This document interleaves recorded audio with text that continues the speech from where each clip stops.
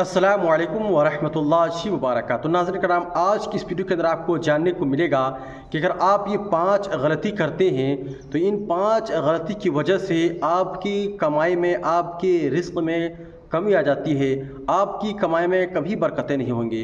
वो 5 गलती क्या करते हैं, बहुत ही बेहतरीन अंदाज में मौलाना हुसैन साहब ने बताया है। मैं चाहता हूं कि आप पूरी वीडियो देख करके जाएं। जब आप पूरी वीडियो को देख लेंगे तो आपको बहुत सारी बातें आपको सीखने को मिलेगा कि हम वो 5 गलती क्या करते हैं। तो आइए पहले पूरी वीडियो को आप पहले देखें।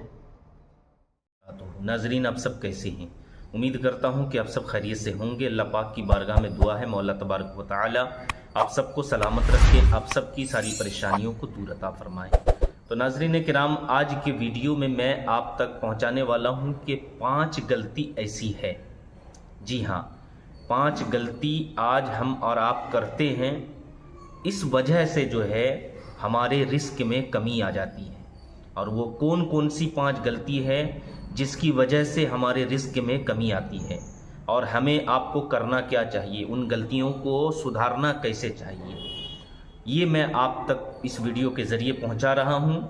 बस आपसे गुजारिश करता हूं कि इस वीडियो को आप ज़्यादा से ज़्यादा शेयर करें और हमारे चैनल में नए हैं तो हमारे चैनल को ज़रूर सब्सक्राइब करें।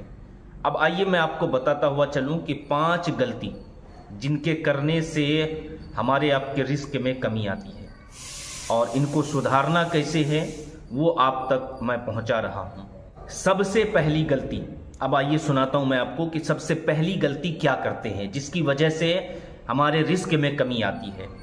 तो नाजरीन, सबसे पहली गलती ये है कि नमाज का कज़ा कर देना। जी हाँ मेरे भाइयों, मेरी बहनों, नमाज कज़ा अगर कर देते हैं तो हमारे रिस्क में कमी आने लगती है, हमारे रिस्क में जो है बरकत नहीं होती है, हमारे रिस्क में जो है अल्लाह रब्बुल आलमीन की तरफ से जो है रिस्क में बरकत जो है ख़त्म हो जाया करती है।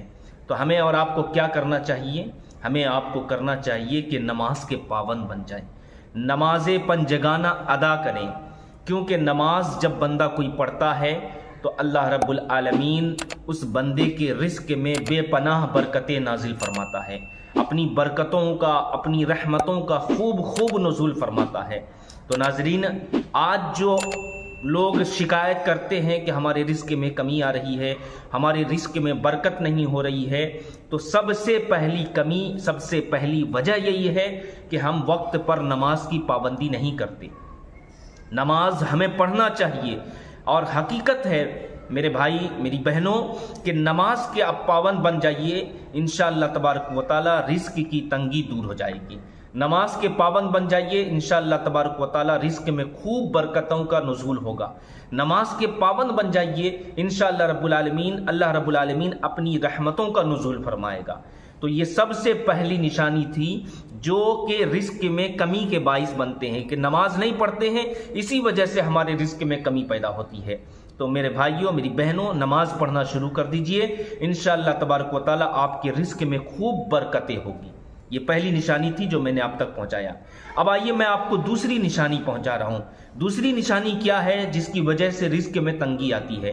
तो ये खास उन लोगों के लिए जो हमारे इस्लामिक भाई हैं, इस्लामी बहनें नहीं, इस्लामिक भाई हैं, वो गौर से सुने कि दूसरी निशानी जो मैं आप तक पहुंचा रहा हूं वो आपके लिए है, हमारे इस्लामिक भाई के लिए है, इस्लामिक बहनों के लिए नहीं।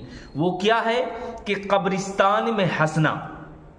जी हाँ, जब आप कब्रिस्तान जाते हैं फिर वहां जाकर हंसते हैं, वहां जाकर जो है अपने दांतों को निकालकर खूब जोर जोर से हंसते हैं, तो इस वजह से जो है अल्लाह रब्बुल आलमीन जो है कब्रिस्तान में हंसने वालों के रिस्क में कमी फरमा देता है।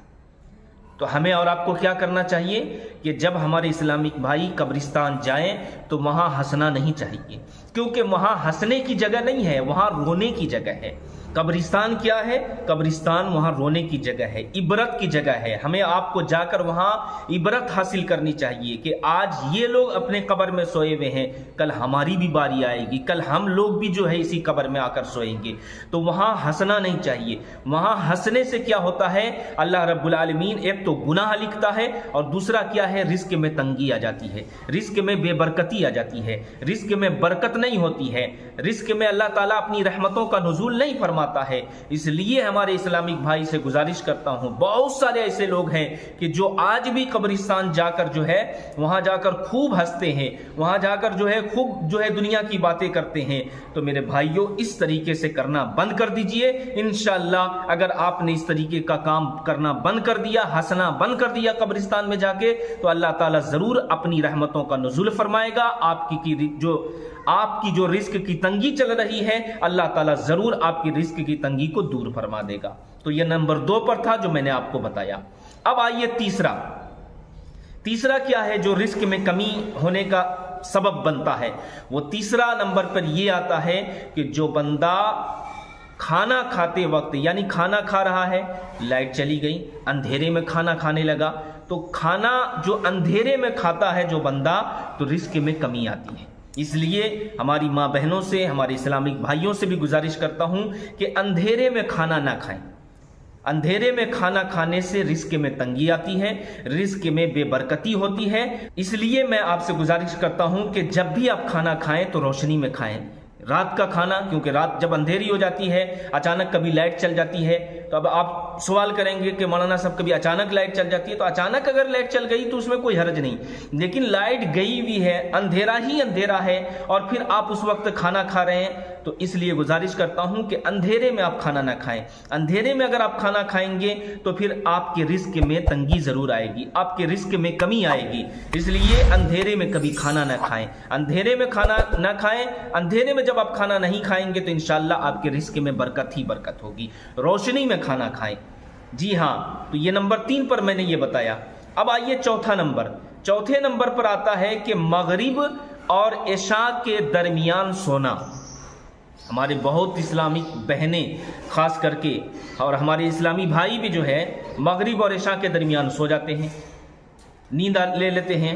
तो बताया जाता है कि मगरिब और इशा के दरमियान सोने से रिस्क में तंगी आती है। जी हाँ, जो बंदा या जो हमारे इस्लामिक बहनें अगर मगरिब और इशा के दरमियान वो सो रही है तो इससे दूर हो जाएं। मगरिब और इशा के दरमियान ना सोएं, बल्कि इशा के फौरन बाद आप सो जाएं तो वो चलेगा।